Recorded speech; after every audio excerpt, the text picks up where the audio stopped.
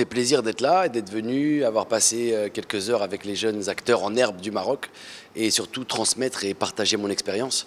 Ça s'est plutôt très bien passé j'espère qu'on va être capable de reproduire l'événement, peut-être de façon plus chirurgicale maintenant qu'on a fait la présentation. J'ai pas de conseils particuliers à donner aux jeunes artistes à part de leur dire de travailler, que quoi qu'il arrive, personne ne t'empêchera de devenir ce que tu dois devenir.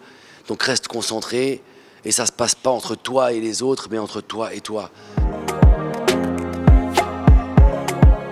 Alors le dernier film auquel j'ai participé, c'est un film de guerre. On a tourné en Grèce, ça s'appelle Teen Soldier. C'est réalisé par Brad Furman avec qui j'avais eu l'occasion de travailler sur Infiltrator. Et avec un casting exceptionnel, Robert De Niro, Jamie Foxx, Scott Eastwood, John Leguizamo, Rita Ora, Erykah Badu et moi-même. Et le thème, c'est la post-traumatique syndrome, c'est-à-dire les gens qui vont à la guerre, qui vivent des horreurs absolues et qui restent traumatisés. En fait, comment on lobotomise les gens pour aller leur faire l'inimaginable, l'impardonnable, non, l'inexcusable. Et ensuite, on essaie de les réintégrer dans la vie sociale. Ça laisse quelques traces. Et le thème du film, c'est ça. Et comme tout grand film de guerre, c'est un film antimilitariste, bien sûr. Ça a été très douloureux parce qu'effectivement, en tant qu'acteur, on s'arrange plutôt bien avec le fait de jouer des personnages et de vivre à travers ces personnages. Parce qu'on a l'excuse que c'est pas nous. Donc on triche un petit peu. Mais quand il faut être soi, c'est là où ça devient très compliqué. D'où l'écriture de mon premier livre, De la haine à Hollywood, qui a été une véritable psychanalyse. Et ça a été très très difficile. Ça a mis 4 ans et j'ai dû déchirer les pages une centaine de fois pour recommencer tout à zéro. Parce que justement, là, c'est toi et tu peux pas tricher, et tu vas t'ouvrir et tu vas te livrer. Et donc c'est comme un dépouillement total. Et donc quand tu as donné le livre et que le livre va être édité en librairie, etc., tu as l'impression que tout le monde connaît ta vie.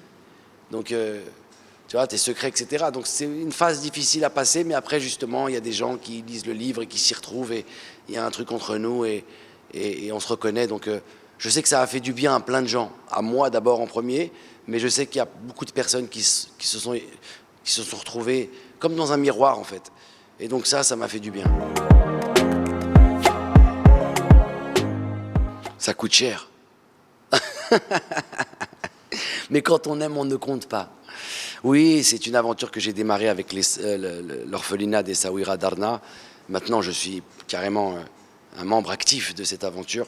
J'ai vraiment pris les choses en main avec Aziz Sifroui, qui est vraiment un monsieur Layam Radar, comme on dit chez nous. Et on continue, ça fait 4 ans, c'est en train de prendre une vraie dimension maintenant.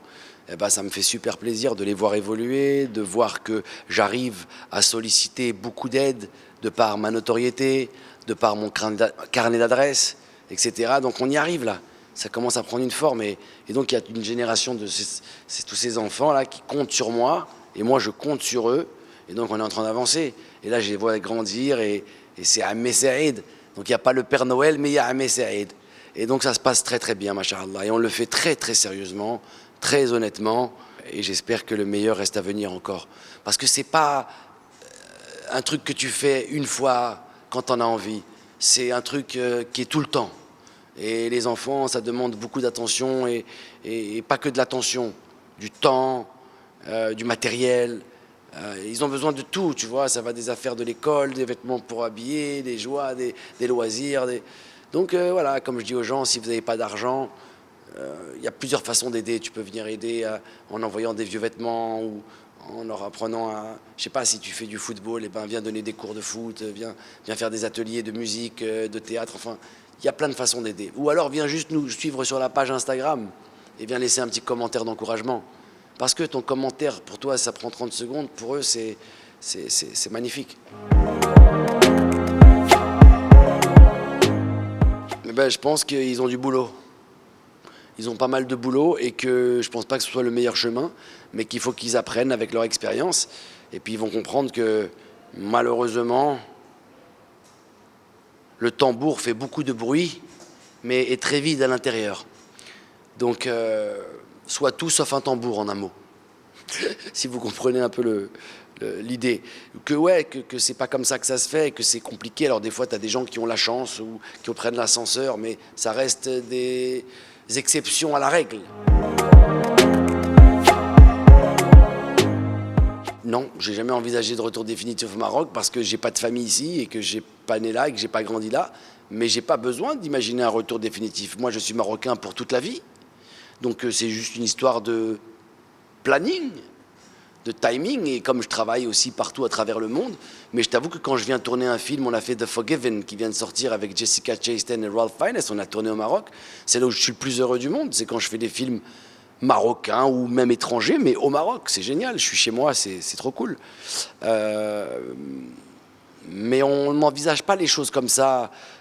On n'est jamais parti pour faire un retour définitif, en fait. On n'a jamais coupé la tâche. Seulement, le destin a décidé autrement et on n'est pas né ici, on n'a pas grandi là. Ça n'enlève en rien l'amour et le respect qu'on porte à notre pays.